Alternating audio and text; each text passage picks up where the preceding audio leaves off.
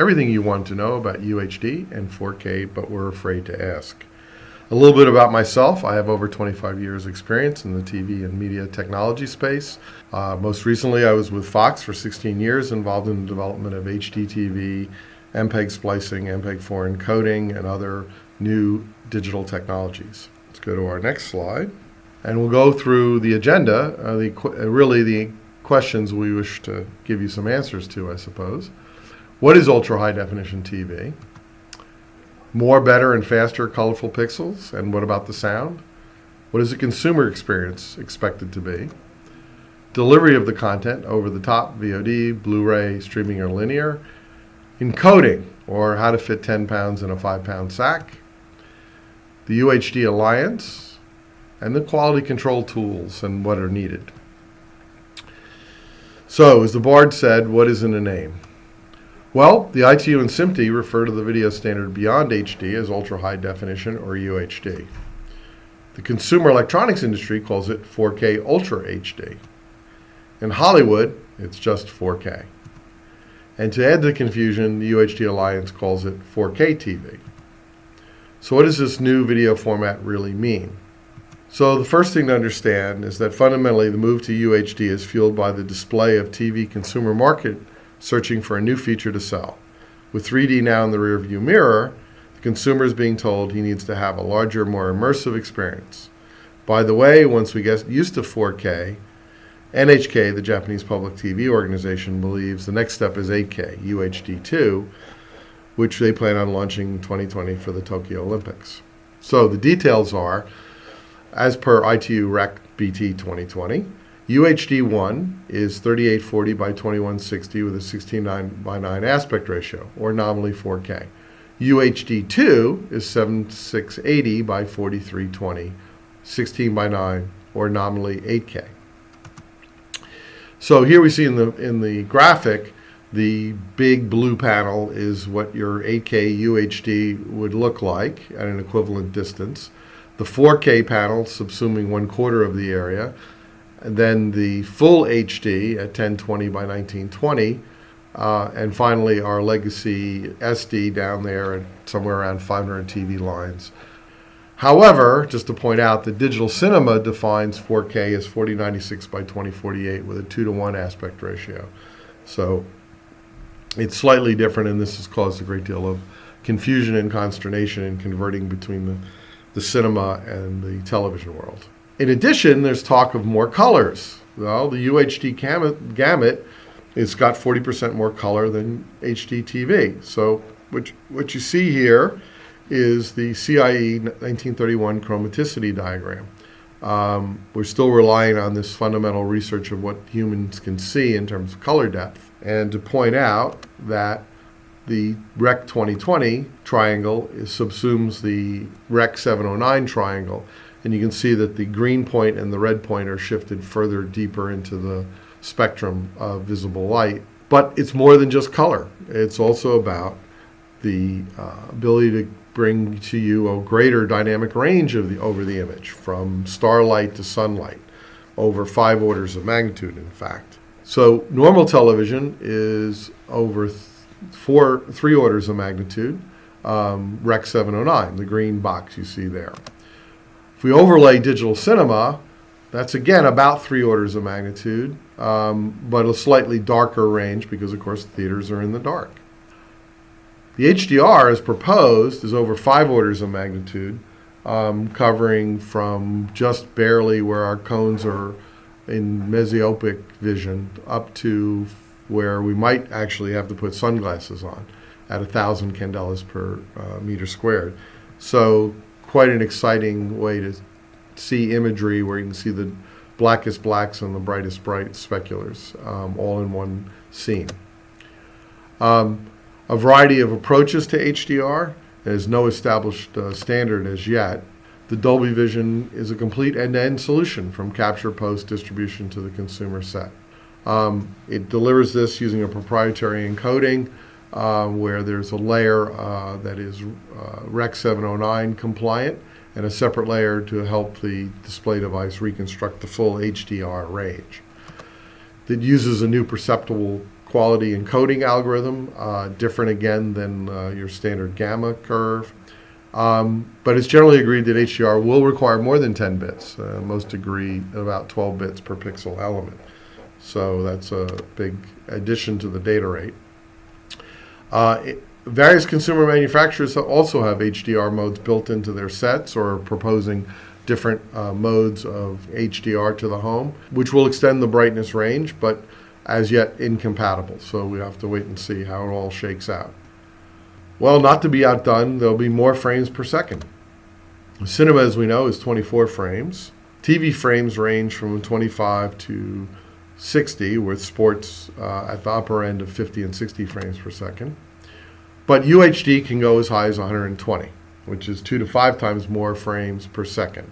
And this is an exciting thing, but is yet not supported by any of the consumer displays in the market. 100 frames is also being considered for the countries that are normally using 25 and 50 hertz. So let's talk a bit about the consumer experience. You're in your comfortable chair or couch. You're sitting at some distance from your TV set, hopefully 3 picture heights, which is the standard for HD TV. That gives you a 30-degree field of view for your display. And it's probably very comfortable, and you've enjoyed that for many years. What UHD is going to do is move you closer or move the screen larger, so you're effectively 1.5 times the screen picture height, or the horizontal field of view is 60 degrees. Keeping in mind that humans have about 120 degrees field of view, so that's half of your visual field is covered with the display. So it's an immersive experience. The other way to think about this, if you don't move half the distance to your screen, you'll need to buy a screen twice as large. So a 60-inch HD screen would be a 120-inch UHD screen. But as we said, it's an immersive experience. So what about audio?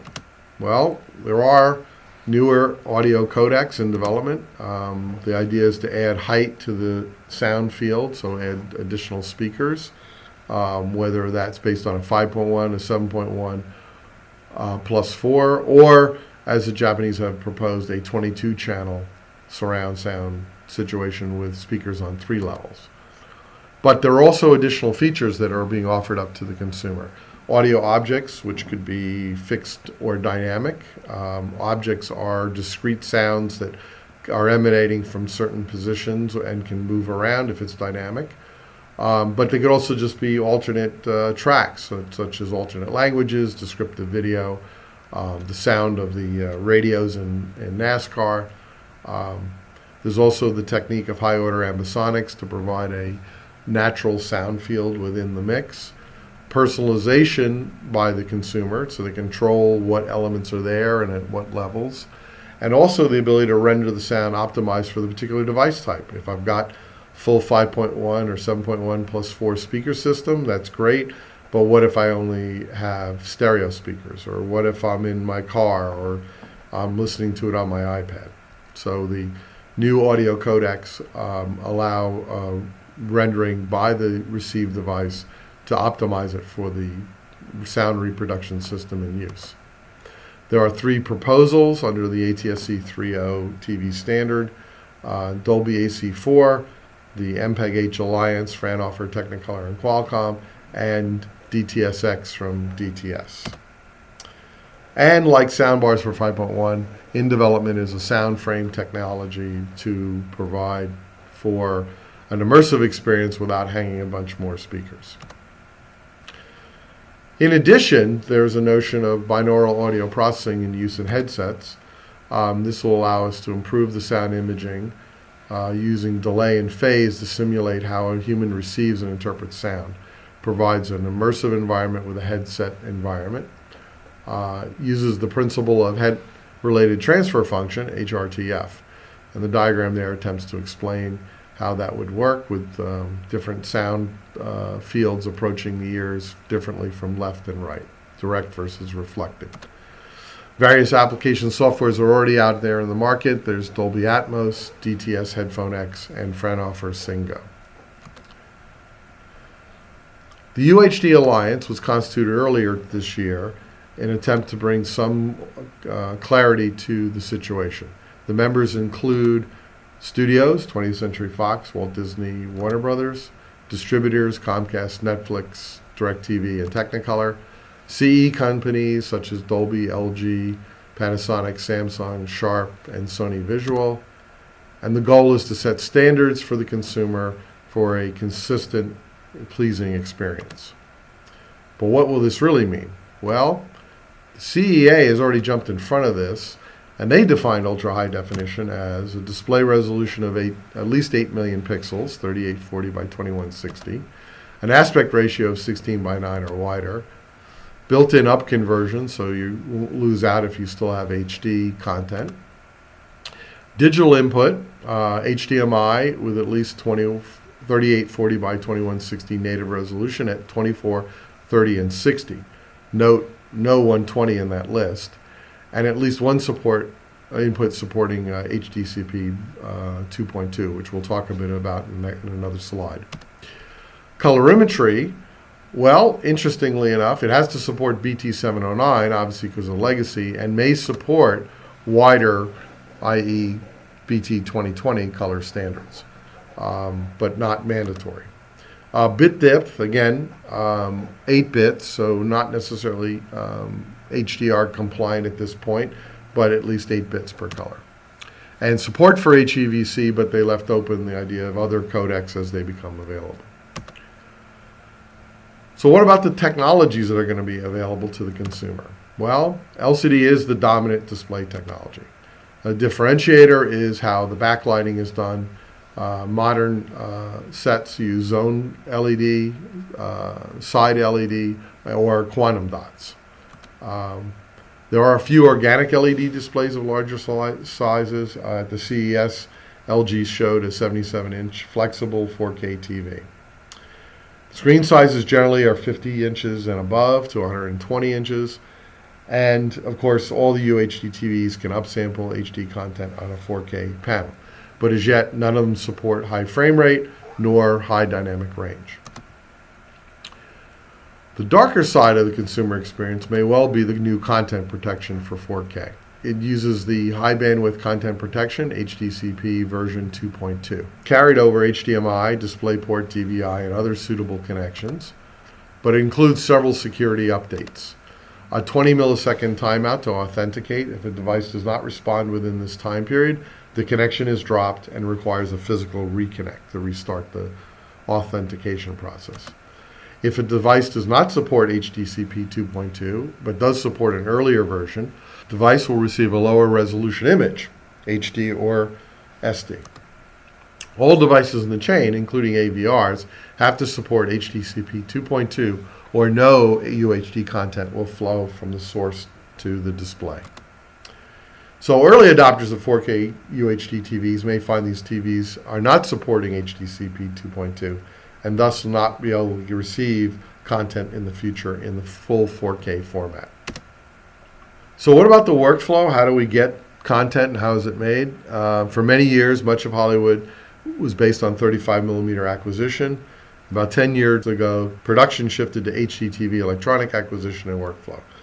So today, we have many choices in digital high-resolution cameras. Arri Alexa, Canon EOS, Panasonic VariCam 35, and Red Epic Dragon, Sony f65 and 55 are some of the choices. A lot of productions are capturing RAW files, but at the same time also proxy files. RAW provides the most flexibility in post with the greatest stability of color and resolution. However, they're very large terabyte-sized files. Proxy is lightly compressed, usually XAVC or ProRes 444, and they provide excellent quality and gigabyte file sizes.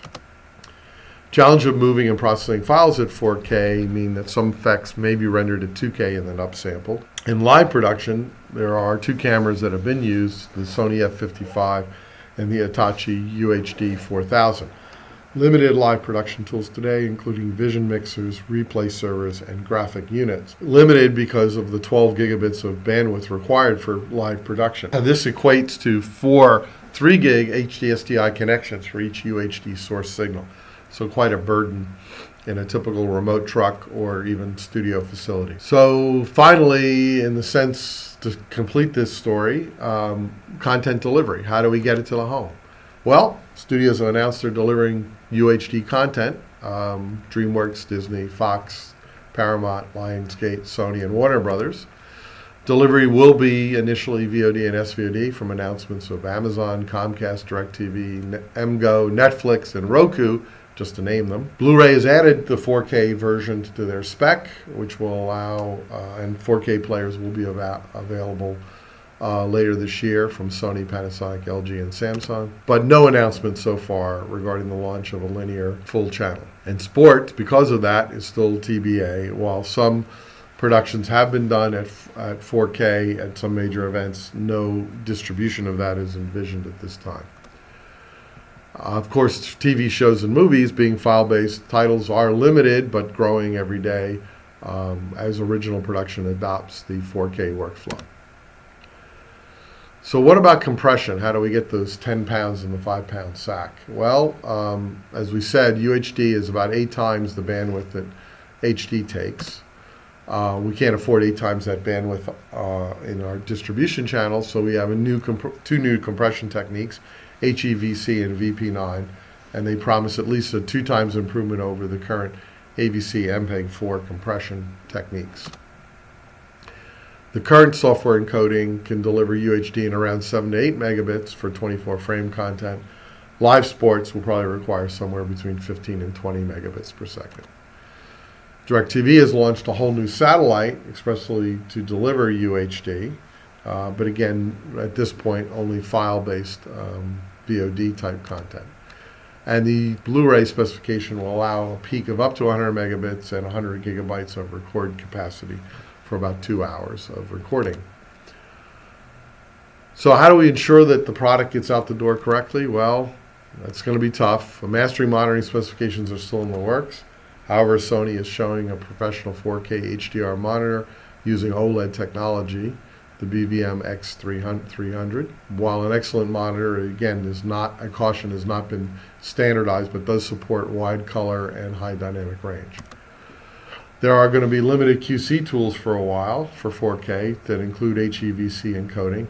Baton, Pulsar, Certify are all working on full QC tool sets for UHD. Not much call for VP9 tools as yet.